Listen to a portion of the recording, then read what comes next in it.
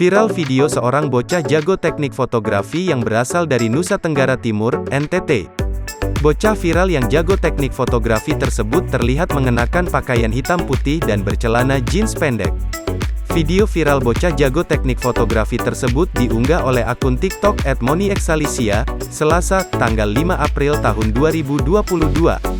Dilaporkan, video viral tersebut direkam di Pantai Kolbani, NTT. Terlihat bocah tersebut sedang mengatur posisi kamera handphone dengan menambahkan beberapa objek foto. Pengunggah video menyebut kalau dia bekerja sebagai fotografer semata-mata untuk membantu biaya sekolahnya.